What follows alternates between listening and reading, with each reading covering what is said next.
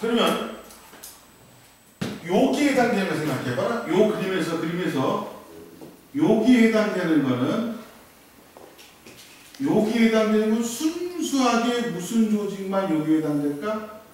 순수하게 공식 조직만 여기에 해당되겠죠. 그 순수하게 여기에 해당되는 게 뭐가 있냐? 예를 들어볼까요?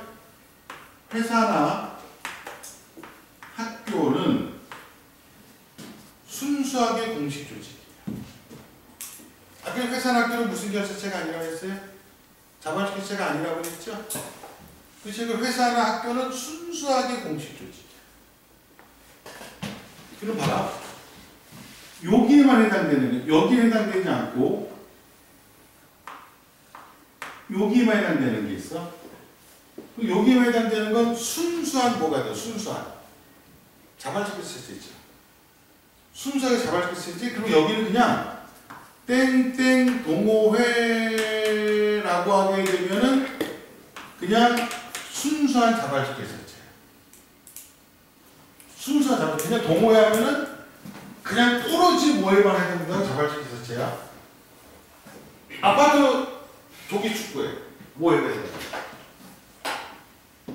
아파트 조기 축구회 비공식 조직이야. 그냥 자발적 자체야. 그냥 자발적 자체야. 아파트 조기 축구회 하게 되면 공식 조직, 아파트가 공식 조직이 아니란 말이야. 아파트가 무슨 업무나 성과를 중시하니? 그냥 살기 위해서 모인 지역사회에서. 그치? 그러니까 그냥 순수하게 동호회라고 하면 자발적으로만 해당되는 거야. 그리고 요게 뭐냐면 요게 비공식 조직이야.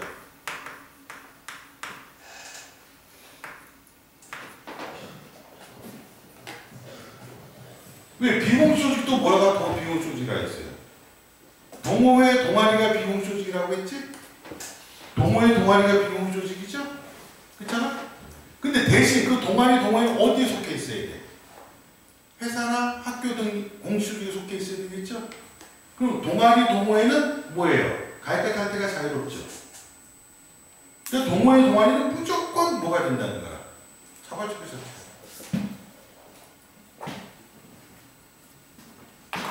여기에 해당되는 건 뭐냐?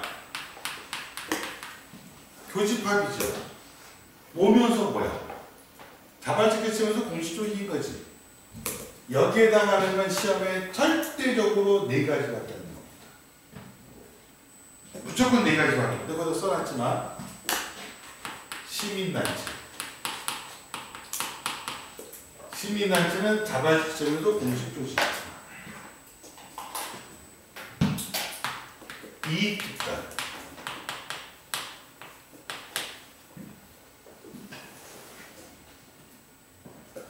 노동조합.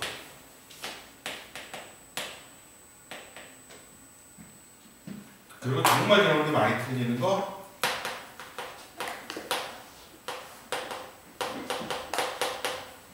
총동문회. 우리 친구들이 총동문회가 나오면은 이게 왜 공식 조직이요? 라고 해도 공식 조직이야. 업무 성과 중심이에요. 여러분들 나중에 대학 가서 고등학교 가서 총동문회 한번 가입해보세요. 근데 여기는 여러분들 역사가 오래된 학교들이 별로 없죠. 몇십 년 이상 된 역사가 오래된 학교들이 없죠. 내가 대치동에서 초중고등학교를 같이 다녔거든요. 지금 내가 졸업한 초등학교는 전국적으로 유명한 초등학교예요. 대도초등학교라고 해서 되게 유명해졌고, 내 동생이 졸업한 학교는 도성초등학교 더 유명해졌어. 굉장히 유명한 초등학교가 되어버렸어요. 우리 나이 때 그렇지 않았는데, 거기에 대치동이 내가 82년도에 이사를 갔으니까 아주 어릴 때 초등학교 때 이사를 갔거든. 전학 갔거든. 그러니까 처음에는 구도심에 살았어. 서울에서도 강북 쪽에. 그러니까 강남막 개발되기 전에 엄마가 성견지명이 있어서 강남이다라고 해서 강북에서부터 강남으로 이사를 한 거야. 그 당시에 지금 무역센터 코엑스는 삼성역 있는데 이제 최고 번화가라고 하는 거, 양재역이라고 하는 거, 그 코엑스가 그냥 논밭이었어요.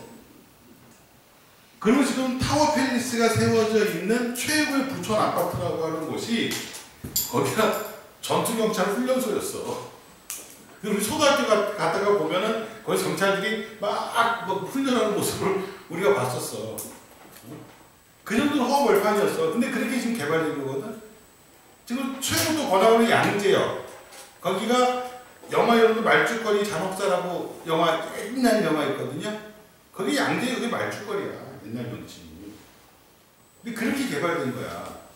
근데 거기 갔을 때, 근데 내가 이제 중학교는 거기 초등학교, 중학교 나오고 고등학교를 가야 되는데, 우리 지역에서, 우리 집에서 갈 수 있는 고등학교가 휘문고, 경기고, 그 다음에 서울고, 중동고등학교. 다 우리 학교였어요. 우리 집에서 다 갈 수 있는 학교였어. 그리고 정말 가기 싫은 학교가 있었어. 단대국어. 단대국어는 우리 때 역사가 3년밖에 안 됐어. 단대 역사가 몇십 년씩 됐고. 그래서 내가 중학교 때 오죽하면 새벽기도에 다녔다. 중3 때 새벽기도에 가서 무슨 기도했냐면 제발 단대국어만 안 되게 해주세요. 단대국어 안 되게 해주세요. 딴 데는 다 괜찮으니까.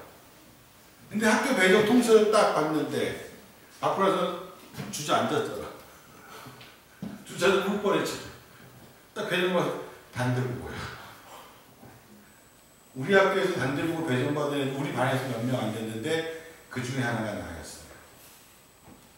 얼마나 서럽던지. 근데 3년에 고등학교를 내 동생이 배정을 받는데 내 동생은 어느 고등학교를 내 동생도 똑같은 집에서 단대국어를 배정 받아야 될 거 아니야. 내 동생 단대국어 나왔거든? 중학교 똑같은 데 나왔거든? 그럼 고등학교 단대국어를 배정받았는데 이 새끼 서울고를 배정받은 거야. 와, 화딱지가 얼마나 나든지. 근데 이게 나중에 이 총동문회가 공식적 조직이고 업무나 성과를 중시하는 게 나중에 경험을 보면 알아요. 근데 고등학교 졸업하고 이제 대학 때 가잖아. 대학 때 갔는데 동생은 이제 총동문회 한다고, 문자가 오고 이제 쪽지가 온단 말이야. 근데 얘네들 총동문회 어디서 하느냐 하면은 롯데호텔 무슨 그랜드 볼룸 이런 데서 해요. 총동문회 갔다 오고 나서 하는 말이 국무총리 나왔다 가셨어. 전직 장관 왔다 가셨어. 그러면 역사가 오래되고 서울고등학교는 시험 봐서 들어갈 때도 아주 좋은 고등학교였거든요. 우리는 총동문회 감자탕집에서 했어요. 4회밖에 안 되니까 선배가 없어. 우리가 끌어주고 밀어줘야 돼. 그렇잖아요. 끌어주고 밀어줘야 되는데 우리 없으니까 그래서 우리 유명한 사람도 없어. 나중에 좀 성장해서 총동문회가 지난번에 얘기했던 고등학교 동창생이 차승원이 걔가 좀 유명해졌어. 그리고 우리 때는 지금쯤 되면 이제 우리 나이 때도 회사에서 아주 중역들이 있고 그 다음에 법 쪽에는 어디도 이제 그 중역대 위치 올라가서 우리가 20, 30대에 그런 중역의 위치 올라갈 수가 없잖아요. 엄청납니다. 그리고 내 동생이 회사에 들어갔거든요. 이름만 들어도 알만한 그룹이거든. S그룹에 들어갔거든요. 근데 딱 들어가더니 신입사원 연수 때 갔다 오더니 우리 가족들 모여서 저녁 시간 술 한잔 하는데 아버지한테 그런 거야. 어디서 회사 생활 폈습니다. 그러니까 아버지가 이 새끼야 신입사원이 가서 열심히 할 생각 안 하고 뭐 하는 거야. 얘가 아주 중요한 부서로 배치를 받았는데 거기 팀원이 18명이래.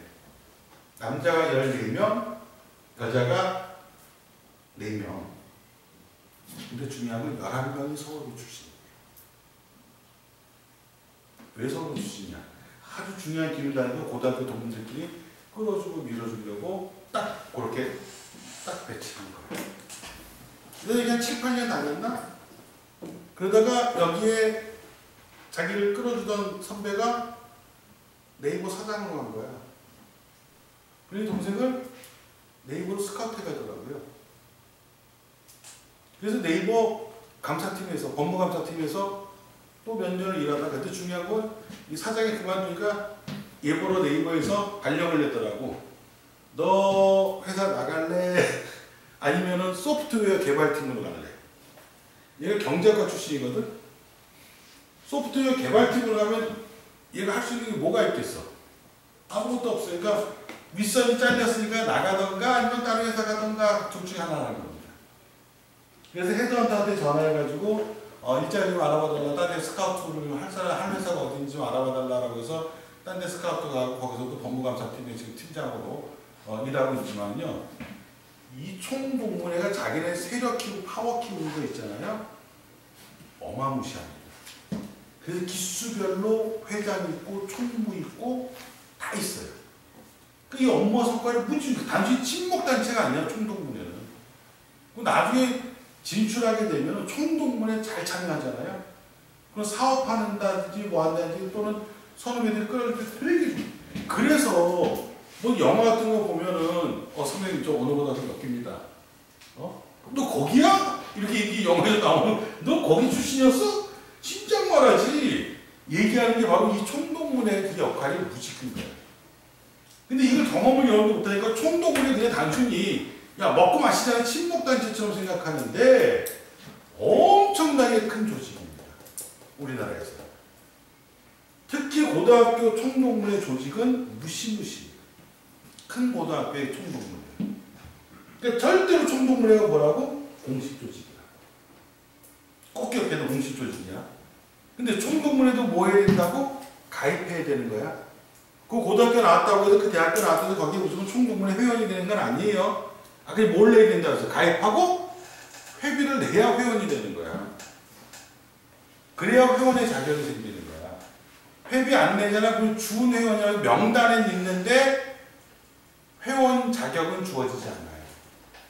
돈을 내야 회원 자격이 주. 왜? 업무 성과들은 당연히 뭐가 있고 돈이 필요할 거 아니에요. 그래서 제발 총동문회라고 하는 것 자체는 공식 조직이면 자발적이다. 근데 시험에 나오는 공식 조직이고 자발적이 이 네 가지밖에 없다. 다른 거는 절대로 생각하지 마라. 자, 이 그림을 정리합니다. 땡땡 동호회 그냥 나오겠냐면 이거는 그냥 순수한 자발적이었어요. 비공식이 아니다. 비공식은 반드시 어디 안에 있어야 된다? 공식이 내에 있어야 되기 때문에 회사나 학교에 있는 동호회, 시민단체나 노동조합 안에 있는 동호회. 그쵸? 그렇게 기억해라. 그리고 그냥 회사나 학교 같은 건 순수한 공식 조직이다. 그럼 내가 아까 뭐라 했어요? 우리 사회에서 뭐 대부분은 다 뭐라고 그랬어? 선택적 의지에 따라 형성됐다고 그랬죠? 이 동그라미 친 거 있잖아? 동그라미 친 거 몽땅 다 모두 뭐냐? 모두 이익사회다. 몽땅 다 동그라미 친 거 몽땅 다 이익사회다. 몽땅 다 이익사회입니다. 자, 그러면 이익사회 아니면 무슨 사회밖에 없다 그랬어요? 공동사회. 그러면 여기 동그라미 바깥에 있는 게 바로 뭐냐? 바깥에 있는 것이 공동사회다.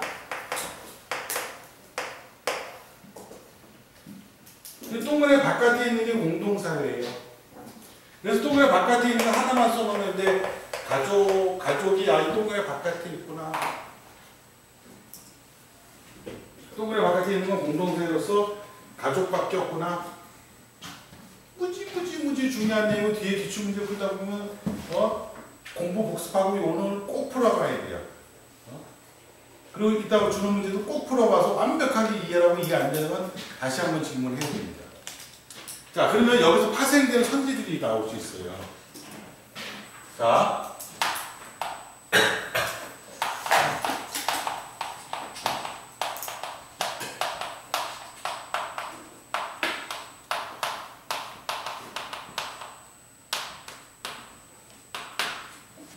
비공식은 모두 자발적 세이다. OX.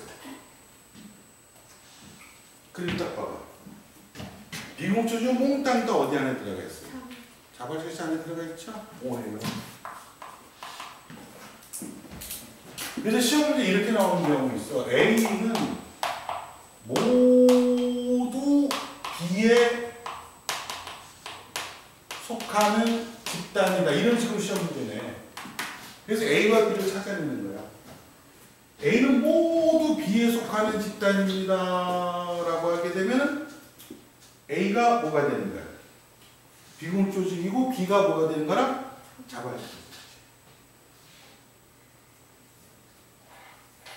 이해가요? 무슨 말이죠?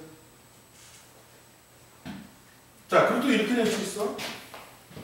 자, B는 A 또는 C다.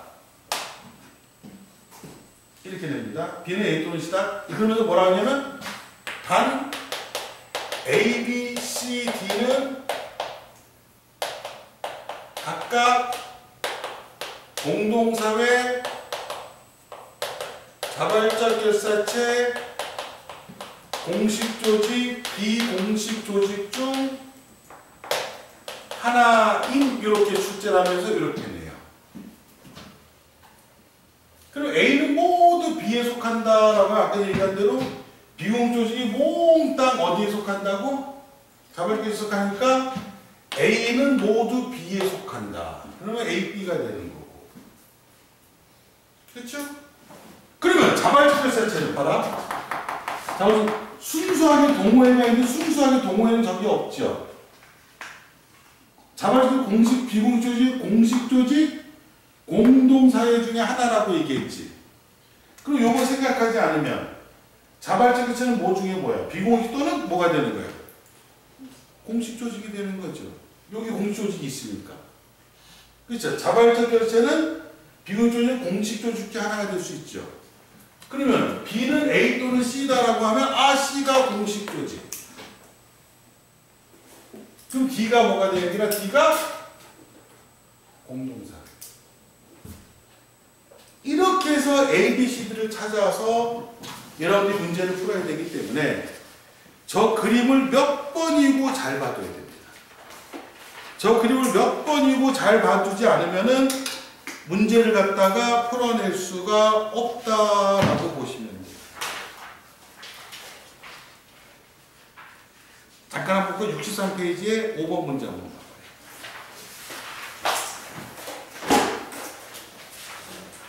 63페이지 5번 문제 한번 봐보시죠. 이런 식으로 나옵니다. 일단 AD는 각각 가족, 노동조합, 사내동호회, 회사 중 하나입니다. 이렇게 나왔잖아요.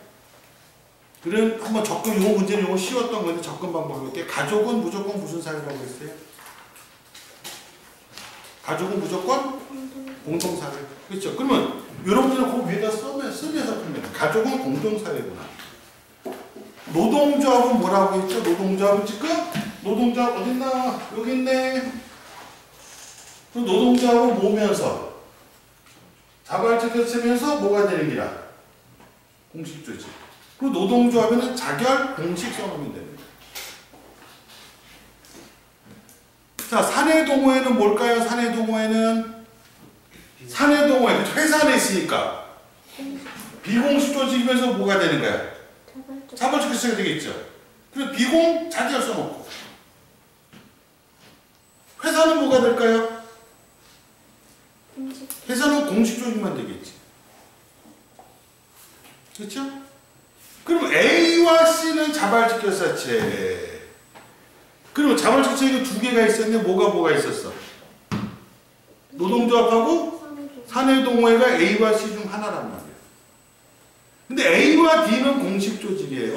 그러면 A는 자발적 결사체 공식 조직인 거지. 그럼 A가 뭐가 되는 거야? 시민단체. 근데 D는 공식 조직만 해당된다 그랬죠. 그럼 D가 회사.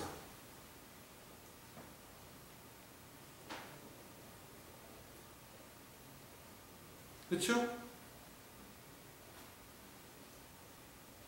그럼 B가 뭐가 될까? B가 가족.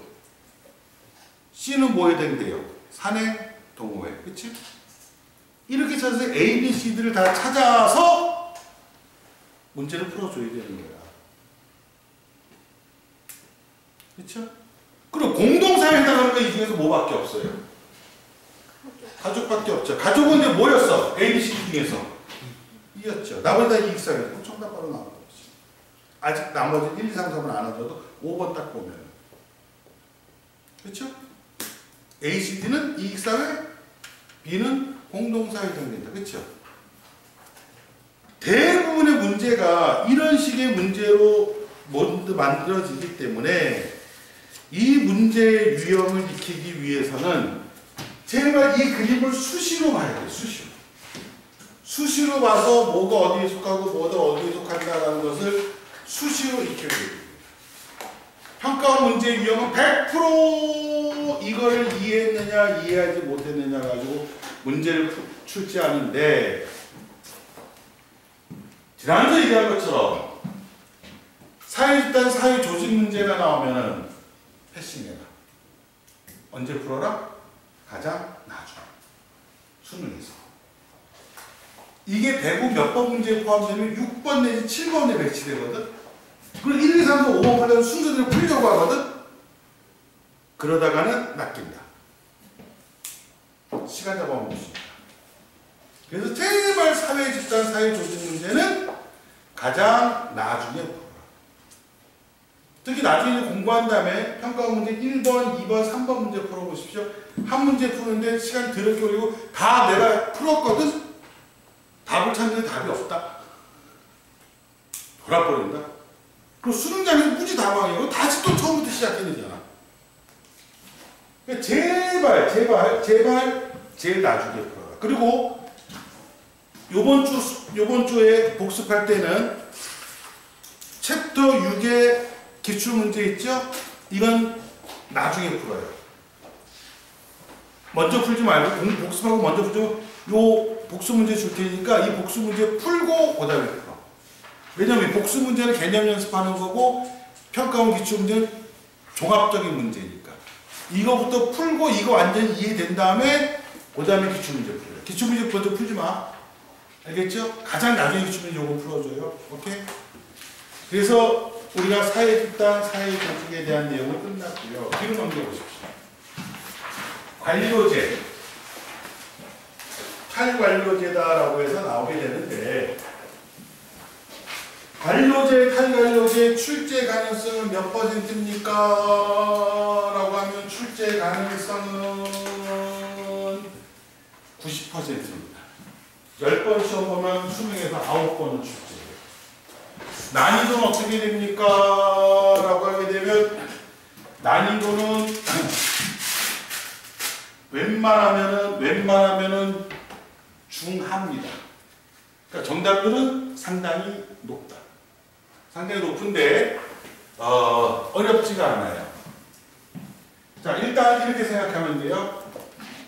관료제라고 하는 것 자체는 일단 관료제는 산업사회의 요소가 되고, 탈관료제는 정보사회에서의 특징적 요소입니다. 관료제는 산업사회고 탈관료제는 우리가 정보사회예요. 그럼 관료제라고 하는 것 자체가 산업사회에서 왜 만들어졌습니까? 라고 하면 사회 조직이 커지면서 효율성을 끌어올리기 위해서 만든 게 관료제예요. 그러면 탈관료제는 왜 만들어졌습니까? 라고 하면 탈관료제도 효율성을 끌어올리기 위해서 만든 게 탈관료제예요. 그럼 관료제와 탈관료제의 공통점 뭐냐? 효율성을 끌어올리는 거예요. 다만 시대가 좀 다른 거죠. 근데 산업사회, 정보사회라는 이런 말도 쓰긴 하지만, 자, 산업사회를 뭐라고 하느냐라고 하면 소품종 대량 생산체제다라고 얘기합니다. 이게 산업사회 특징인데, 그래서 소품종 대량 생산 체제에 맞아요 라고 하게 되면 그 자체가 무슨 사회냐? 산업사회고, 거기에 맞는 거는 바로 뭐냐? 관료제예요. 그 탈관료제는 뭐라고 부르냐, 정보사회는 뭐라고 부르냐, 요게 바뀌면 돼. 품종은 되게 많아. 다품종이면서 소량 생산하는 시스템을 갖다가 정보사회라고 한다.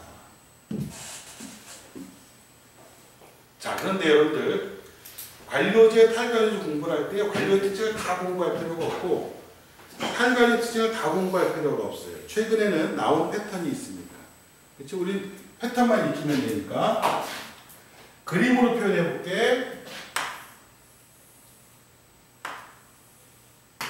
이게 일반적으로 관료제를 표현하는 그림이에요. 피라미드요. 그리고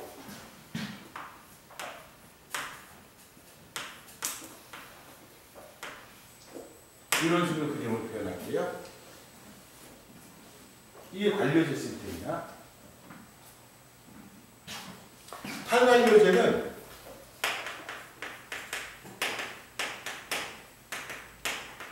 일반적으로 팀제야. 팀장이 있고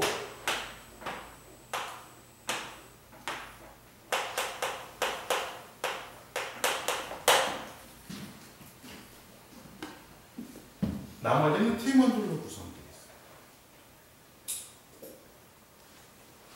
자, 요 그림만 잘 이해하게 되면은 쭉 선지가 나왔을 때, 야, 이게 관료제고 이게 탈관료제다라고 하는 걸 풀어내는데 전혀 지장이 없어요.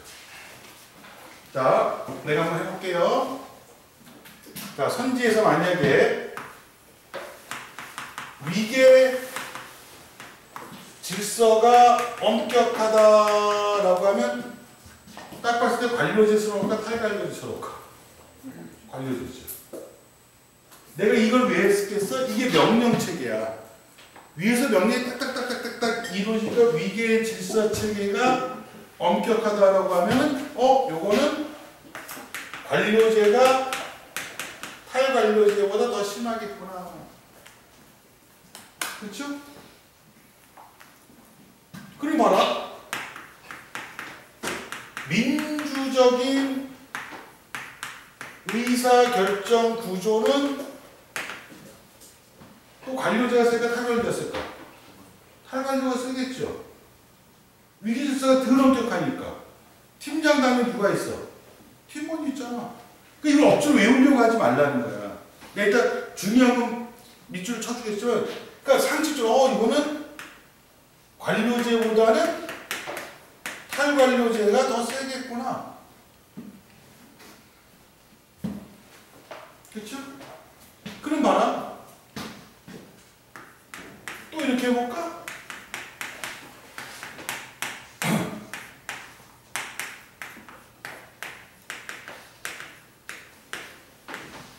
이런 중간관리치 역할. 관료제가 더 중요할까? 탈관료제가 중요할까? 중간관리치. 그림만 봐도 여기는 중간관리층이 있어 없어? 중간이 없죠. 팀장 아니면 뭐야? 팀원. 여기는 중간이 있죠. 그렇죠. 중간 역할? 관료제가 탈관료제보다 더 중시되는구나. 이런 식으로 느낌을 찾아가면 돼요. 그래서 이 탈관료제가 되면서 팀제 형태가 되면서 중간 관리층의 역할이 굉장히 줄어들어요. 다이렉트로. 이게 오늘날 얘기하는 전자민주주의 시대 도래예요. 나는 근데 이걸 안 믿었었어. 그래도 아직까지는 이 관료제의 모습이 강하지. 무슨 중간관리층의 역할이 약화되느냐. 그럴 리가 없다 생각했거든요. 근데 지난번에 얘기인지 모르겠지만 내가 박사과정에 있을 때 박사과정 후배로 우리 그 고향 부시장이 들어왔었어요. 연세가 그때 나이가 그 양반이 한 50대 초반이었는데 40대 한 말이나 50대 초반 됐을 거예요. 우리 고향시 부시장이었거든. 조한영 부시장이라고. 근데 박사과정을 나보다 한 학기 더 늦게 들어온 거야. 근데 지도교수는 같은 지도교수였어. 내가 그 양을 좀 덕을 좀 보긴 했는데, 술 마시다가, 이제 술 마시고 지도교수랑 같이 술 마시고 이제 집에 가려고 했는데, 집이 어디야? 그러길래, 일산입니다. 그랬더니, 일산 살아? 예. 공익근무를 저기서 했었다며. 강남구에서 할 거라며. 그랬더니, 예. 집은 원래 본가는 강남인데,